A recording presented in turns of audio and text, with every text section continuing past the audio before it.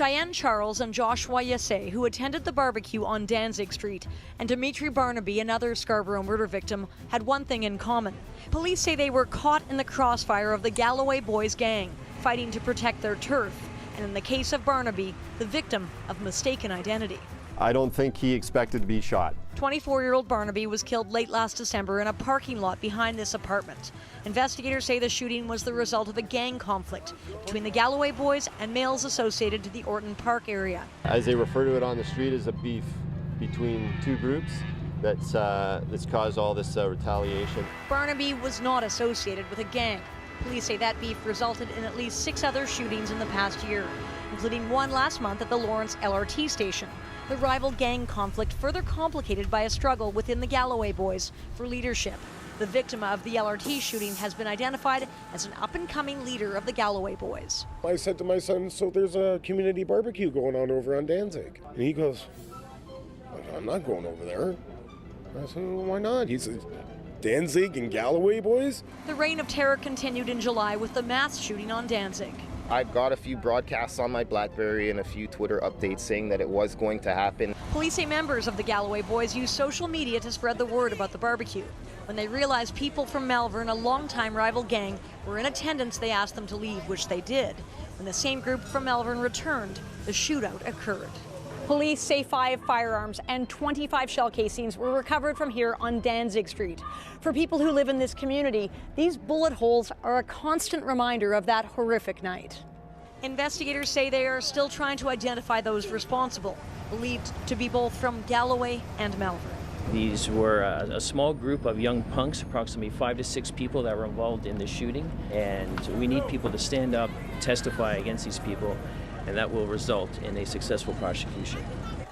Police were asked if members of the Galloway Boys who have just been released from jail, rounded up in a gang crackdown in 2004, could be involved. Investigators say they believe they are mentors to the 5 or 6 so-called young thugs, likely in their late teens, who are responsible for this violence that has terrorized the community.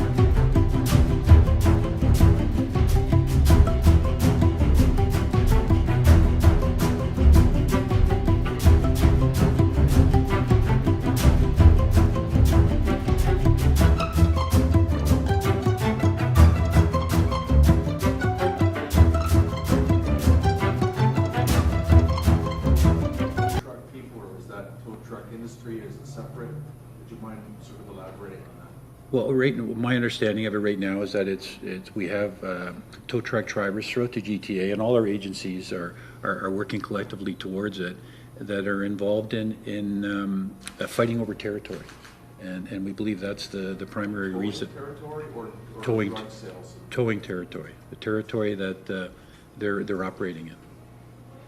And they're part of this bus here today? That's correct.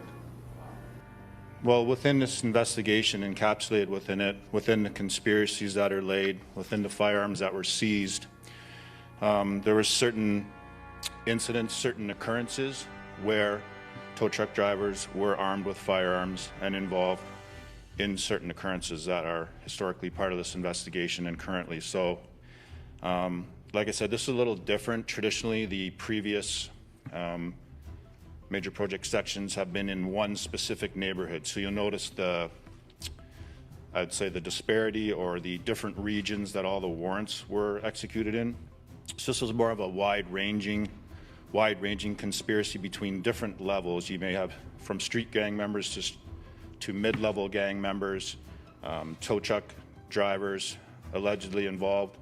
And so it's kind of there's a few different angles to this investigation that differs from previously, and so that includes the drug angle. So,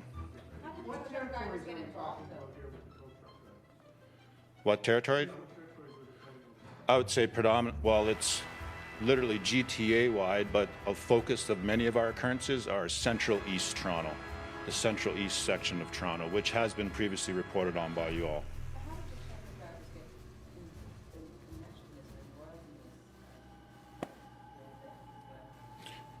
Well, I can't really speak to that. That would be something that, you know, they would probably tell you the genesis of that. But it is over territory, and it's very lucrative. It's a very lucrative, it's a financial gain for towing.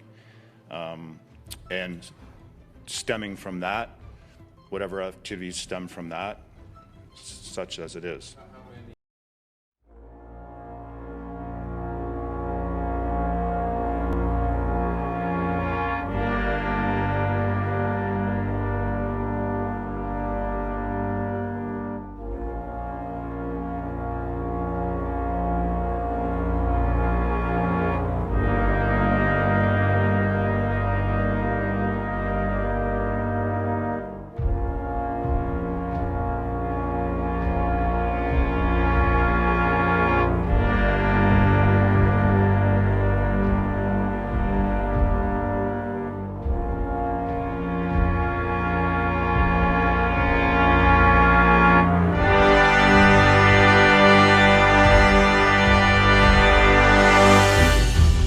Early on, intelligence led our investigators to believe that members of the Chester Lee Gang and their associates were involved in numerous violent incidents and activities throughout the past 4 years. 55 individuals were arrested yesterday.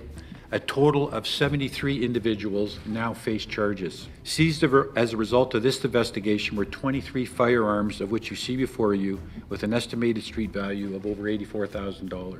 1,058 grams of cocaine were seized with an estimated value of $116,000. 1,133 grams of fentanyl were seized with an estimated value of $250,000. And 92,000 in Canadian currency was seized. Investigators have arrested and alleged that these members were trafficking fentanyl to communities in Thunder Bay, Sudbury, and Peterborough. You have to remember, I think, between different organized crime groups across the country, they're there for profit now. And if they have to work together to obtain that profit, they do. And I think we see a lot more of that now. And just to touch on the fentanyl, it's impacting all our communities across Canada. And we do talk about that. There are strategies within our communities, all our communities, that we're working with the other stakeholders from within to try to approach that and fentanyl and try to reduce the harm in our communities. To me, that is absolutely amazing to take that number of firearms off the street and out of the hands of criminals. But I will also add that it is also concerning that we are able to capture and take and remove this amount of firearms from the street.